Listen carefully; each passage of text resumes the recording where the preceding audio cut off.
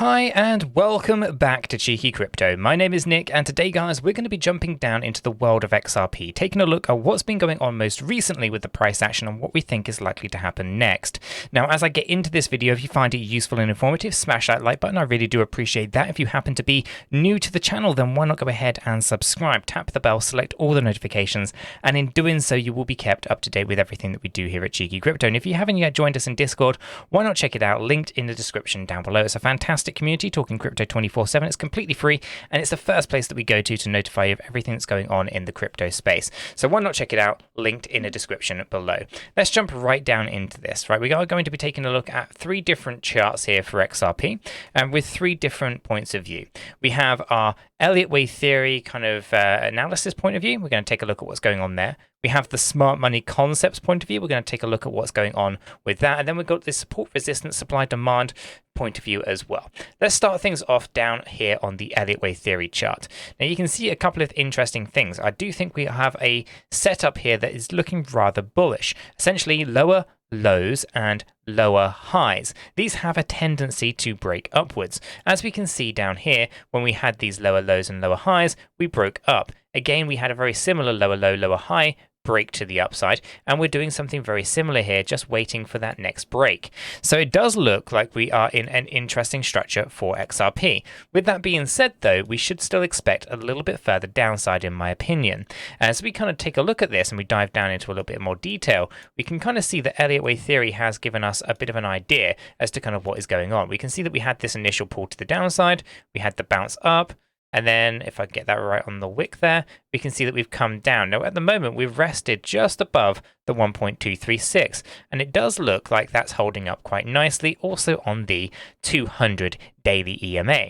So all of that is looking pretty good for us right now. So I'm not thinking that we have to go down into a new local low here. It's possible that we do, but it's not necessarily required. If we do happen to go down there, then we can of course maybe argue that that is going to be a part of a much bigger play, much bigger structure, and we'll analyze what that looks like. Ultimately though, with the lower lows and the lower highs are telling me that we should be expecting a break upwards at some point soon. So we're going to be a little bit cautious here. We look for better entries if we want to go long. For example, I do think that we're testing all of this area down at the lows here, and I think if we were to go long on the market, we're pretty safe to think that this swing low is going to hold. So if I wanted to go long, I'd go ahead and put my long position in, let's say on the market entry point, make sure that my stop loss is below that 200 EMA, and then I'm going to go ahead and look for where the resistances are. They look somewhere around about here, so I'd go ahead and think about there. That gives me a risk reward ratio of 2.03. So basically looking to kind of go in on current pricing, market price, stop loss at about 42.98 and a profit range at about 51.81. Okay, that gives me an idea to kind of go long on XRP, but I do think there's going to be better entries if we were to wait out and find a good long position there. Now, just bear in mind, I'm not a financial advisor. I can't give you financial advice. All I'm telling you is kind of how I would approach the markets and my personal opinions on what I would do under these particular circumstances. So we do see this as a bit of an opportunity for XRP. Now, we're oversold on our 4-hour and 8-hour, but we're not there on our day, on our hourly. We can see some progression to the upside still needed there. From our daily time frame, we can also see that we have some progression to the upside here as well. So we're looking pretty good from that point of view. Now let's jump on over into the smart money concepts. What is smart money concepts telling us? Well, smart money concepts tells us that we do see some interesting structures. One, we're in a bullish structure overall on this daily chart. We can see that we got the change of character way over here in September of 2022. Okay, so it's been a while we've been in this bullish structure. We got a recent break of this structure, as in confirmation that we're moving upwards. That happened in January of 2023. We then got a second confirmational move over here in on the 21st of March 2023. Right, so we know that we're in a bullish structure at the moment. That hasn't changed. All we're really looking at over here is a correction, and that's very much needed after a significant surge to the upside. That potentially isn't finished just yet. So what else do we see going on here? Well, we have ourselves a strong low position. Okay, so we have a strong low down here. This basically means that we are not likely to come down lower than 30 cent. So it's not even 30 cent. Let me go ahead and get that on there. It's 34.73. Not likely to come down lower than that anytime soon. 30 cent is all the way down there. So that looks like it's going to hold quite well. Okay, so that gives us some hope in itself. But we can see there's also a lot of buying pressure all the way down here with these internal buy order blocks. We can see them right inside here, and we can see there's another one just up here as well, right on the resistances that we're currently facing. The support levels that we're currently holding.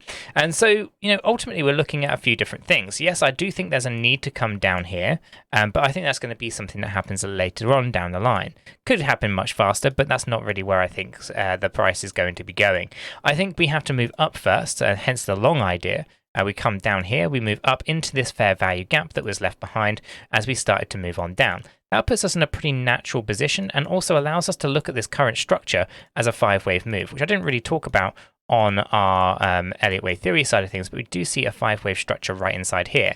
That means that this could be a wave 2 position, because I do see this as a bigger macro move and requirement to hit these lows, but not necessarily something that we see right away. So ultimately, I think we've kind of got ourselves a wave 1, a wave 2 hitting this area of fair value gap where we had our imbalance, but also this selling order block at the top here. We then come down, fill out our fair value gap at the bottom, we bounce, and then we move down again. And ultimately, I think we're going to end up testing these lows, but not break them. Okay, but it will be under a 5-wave structure. Then once we kind of complete this structure here, we want to kind of consider what that might mean, because we do have the possibility of looking at it then like this, and then we do potentially break this low point and we start to see a bearish structure. That will then get people shorting the market, only to see a 3-wave reversal in the market taking us up to highs. Now, obviously from there, when we complete that, we'll then look at maybe a zigzag pattern completing us down a little bit deeper. Possibly, who knows where the market's going to go. You can't predict overly too far ahead, but if we do complete a 5-wave move to the downside, we should be ending on a 5-wave move to the downside as well. So we should consider what that might mean. The alternative is that this is a running flat, and we see this here, and we have a big corrective structure like this appearing, and it's actually just a big sideways movement, and we can actually then start to talk about going to the moon. Okay, now there's are some obvious things here that we do not yet know. Okay, and these are what's going on with the Ripple versus, or the SEC versus Ripple, and what that closure of the case might mean. Okay, so take all of this with a pinch of salt, because some fundamental things could completely destroy the analysis that we just did there, and see us go to the moon. It all depends on timelines on when that case does actually conclude. So from our Elliott wave theory ideas and our smart money concepts, we can see that there's a need to move up, but we can see there's a bigger need to move down. Okay, so we know that there's a move to the downside here, but it doesn't change our bullish structure. We are still in a bullish market. We can't really ignore that. So looking okay, looking pretty good. And at the moment, we can, of course, consider that maybe things here are in a bullish movement. At the moment, we don't have a structure that supports the idea that we are going down in impulsively. We can see that we're above that 1.236. We haven't hit anywhere near the 1.618. So we can't think that we've done anything major there just yet. Ultimately, things here are looking pretty interesting, and we can see some volatility for XRP. Now, on our third chart, we can, of course, acknowledge what's going on is that we had a previous area of demand that has now turned into supply. This is not a new thing. We also hit up here basically a latter part of September 2022. This was our resistance, and we're finding its resistance right now. Essentially, this is where the sellers are. Okay, we can see that we are now below, back below, in fact, the 200 EMA here, and also below the 50 EMA, so we're not looking overly positive from that kind of outlook. Now, if we are able to push our way past 60 cent, then of course we'll be taking a look at these next areas of kind of resistance, these being 86 to $1, and then a little bit higher we'd have 131 to 141 and so forth.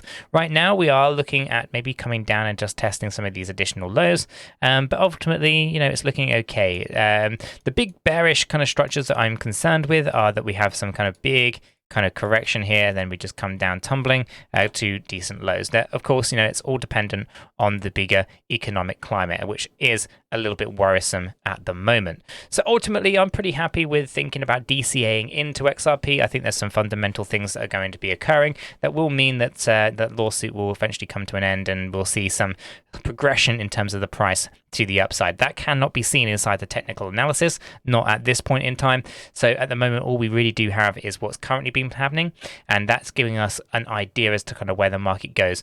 But if we do see a fundamental shift with the lawsuit, we might actually see complete reversals and complete invalidations of those structures. So my My personal thoughts at the moment are to DCA when we have the red days. As price kind of pulls back into nice comfortable ranges, we DCA. And other than that, I'm going to be looking to hold XRP for the long term from here on out. Let me know what your thoughts are in the comments down below.